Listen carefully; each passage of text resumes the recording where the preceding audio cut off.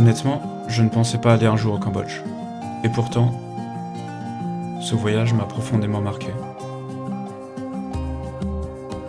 J'y ai découvert une histoire bouleversante. Une culture d'une richesse incroyable. Et une cuisine pleine de surprises.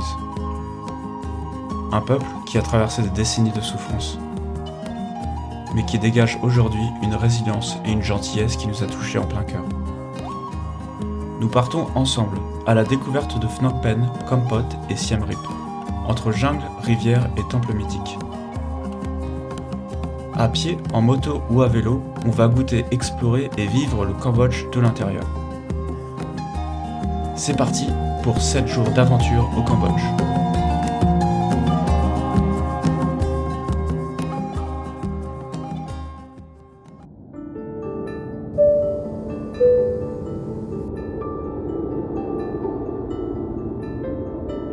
Après 24 heures d'escale à Singapour, nous prenons la direction de Phnom Penh, où nous passerons notre première journée. Nous commençons la matinée avec un petit déjeuner local, un porridge au poisson accompagné de beignets similaires à ceux que l'on peut retrouver en Chine.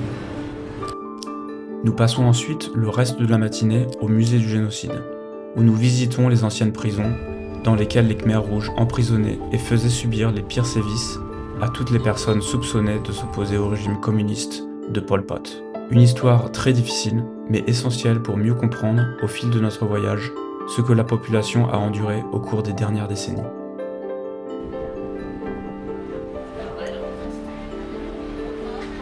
Le Central Market de Phnom Penh est un marché emblématique construit en 1937 dans un style art déco colonial.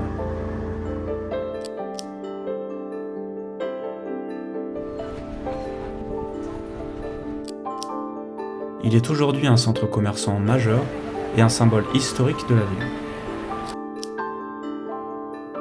Nous terminons enfin la soirée au marché de nuit, le long de la rivière Tonlé Sap. L'un des plus longs d'Asie, c'est l'endroit parfait pour profiter de l'ambiance locale et admirer la vue sur Wat Unalom, l'un des principaux temples bouddhistes de Phnom Penh.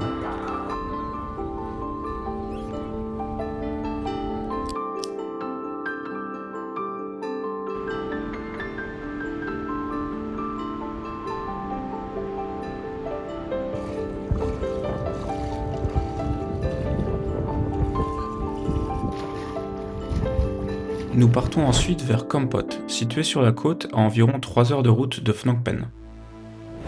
Kampot est une petite ville paisible du sud du Cambodge, réputée pour son poivre mondialement célèbre, son ambiance détendue au bord de la rivière et sa proximité avec les montagnes et la mer. Histoire de se dégourdir les bras, nous attaquons notre visite par un tour de canoë sur la rivière de Kampong, glissant à travers une végétation luxuriante et longeant des habitations posées au bord de l'eau.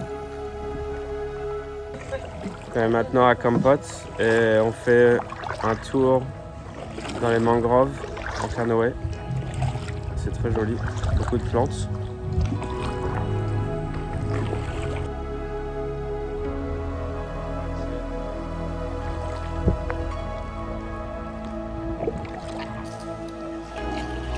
Sur notre chemin, nous apercevons des bateaux de pêcheurs marqués par le temps, témoins de nombreuses années passées sur l'eau.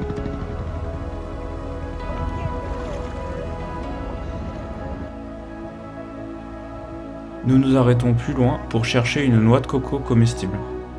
On s'est arrêté sur une petite île, voir s'il y avait des noix de coco par terre. On a trouvé une. On va essayer de l'ouvrir maintenant. Cette noix de coco ne s'est pas révélée tout à fait fraîche, mais nous nous rattraperons plus tard durant notre voyage.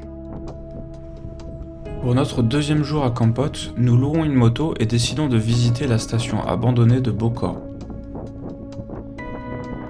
Bokor est une ancienne station climatique française des années 1920, perchée dans les montagnes, aujourd'hui célèbre pour ses bâtiments coloniaux à l'atmosphère de ville fantôme. À mesure que nous grimpons la montagne, l'air se rafraîchit rapidement. Sur le bord de la route, des dizaines de singes se prélassent nonchalamment, indifférents à notre passage. On est dans la montée pour aller au parc national Bokor. Et dans la montée, on a eu plein de singes. Je crois que j'ai jamais vu autant de singes. Ouais, c'est joli. Il commence à faire frais dans la moto. On a mis notre petite veste.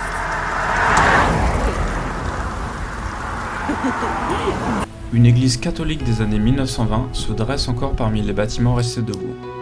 Difficile d'imaginer qu'autrefois, les colons français venaient y passer des jours paisibles, cherchant la fraîcheur des hauteurs pour échapper à la chaleur étouffante de Phnom Penh. Les administrateurs coloniaux et élites européennes venaient également séjourner au Bokor Palace Hotel et au casino.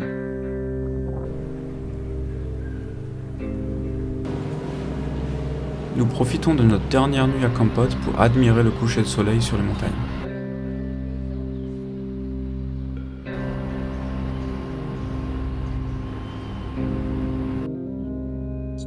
Nous embarquons maintenant pour 7 heures de bus en direction de Siem Reap. Siem Reap est surtout connu pour être la porte d'accès au temple d'Angkor Wat, à quelques kilomètres de la ville. C'est une ville animée bien que touristique, réputée pour son ambiance conviviale, ses marchés de nuit et sa proximité avec le lac Tonlé Sap.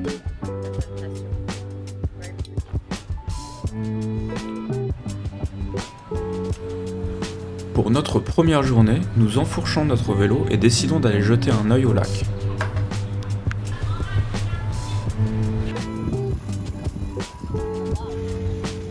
Notre parcours emprunte principalement des chemins de terre longeant des rizières où nous apercevons des cultures de lotus, et beaucoup de water buffalo. Les water buffalo sont très répandus en Asie et sont traditionnellement utilisés pour labourer les terres agricoles. Le lotus est un symbole spirituel bouddhiste. Il est également utilisé ici dans certains plats. Un petit tour en VTT. On est parti de Siem Reap et on va jusqu'à un lac qui s'appelle Dam Thong, il me semble. Ça fait à peu près 60 km aller-retour et c'est que sur des routes vraiment accidentées, des chemins plutôt. Et c'est au milieu des rizières, il y a des vaches d'eau, water buffalo. Il y a des gens qui travaillent dans les rizières, c'est joli. Je vais traverser un morceau de ce lac, mais il n'y a pas vraiment de route en fait, c'est qu'un lac partout. Le début de la route là-bas, et après c'est que de l'eau. Les gens se baladent en bateau dessus. En pleine saison des pluies, les villages situés près du lac ne sont accessibles qu'en bateau, la route n'étant praticable que durant la saison sèche. Le lac semble en effet avoir submergé une grande partie des terres, ce qui ne semble pas impressionner les agriculteurs locaux. On s'arrête dans un café sur le bord de la route. C'est très rural ici. Le café cambodgien est en général très corsé. Il se boit avec du lait concentré et beaucoup de glaçons.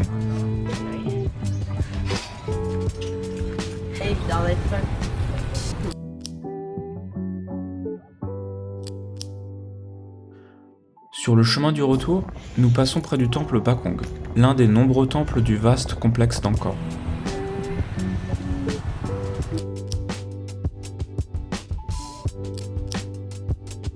Nous faisons ensuite un dernier détour par le marché où nous goûtons quelques plats locaux après une journée bien fatigante.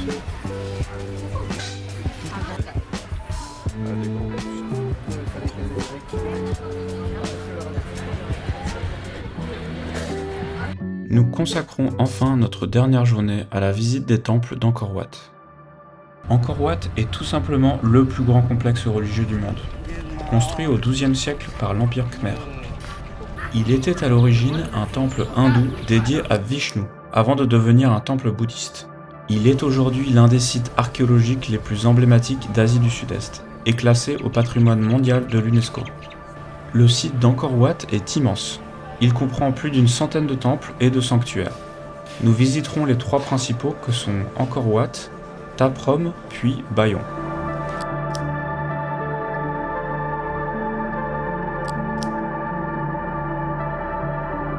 Angkor Wat combine grandeur architecturale, richesse artistique et symbolisme religieux, ce qui en fait un chef-d'œuvre unique au monde. En explorant les nombreuses ailes du temple, nous finissons par atteindre le bâtiment central, d'où la vue sur tout le site est tout simplement spectaculaire.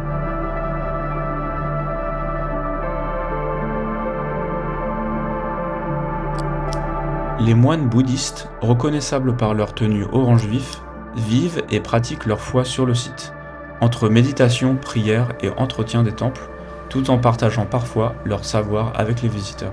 Quand les touristes disparaissent, leur tenue colorée tranche magnifiquement avec les tons neutres des temples.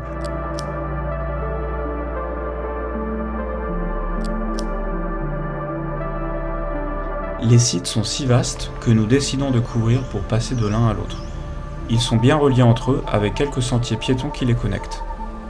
Taprom est célèbre pour ses immenses arbres et racines qui semblent s'être appropriés le temple, créant une atmosphère à la fois sauvage et mystérieuse, et qui a servi de décor à de nombreux films.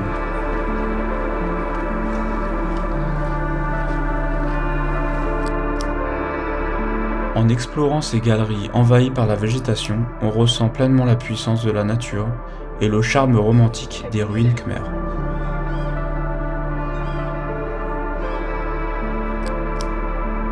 Il dégage également une impression plus sauvage et nuancée que les bâtiments plus imposants et austères d'Angkor Wat. Entre deux temples, nous nous réhydratons avec un jus de noix de coco que nous n'avions pas eu la chance de goûter lors de notre balade en canoë. Le Bayon, enfin, un peu plus récent puisqu'il date du XIIIe siècle, se distingue des autres par ses imposantes tours ornées de visages sculptés. Notre voyage se poursuit au Vietnam dans une prochaine vidéo, après ces quelques jours passés au Cambodge. Nous retiendrons surtout la gentillesse des habitants, ainsi que la beauté et la richesse culturelle de ce pays encore souvent méconnu, comparé à d'autres destinations d'Asie du Sud-Est comme la Thaïlande ou le Vietnam. On y ressent l'authenticité d'un pays au tarif encore très abordable et encore relativement épargné par le tourisme de masse. Nous espérons vous avoir donné envie de venir le découvrir par vous-même.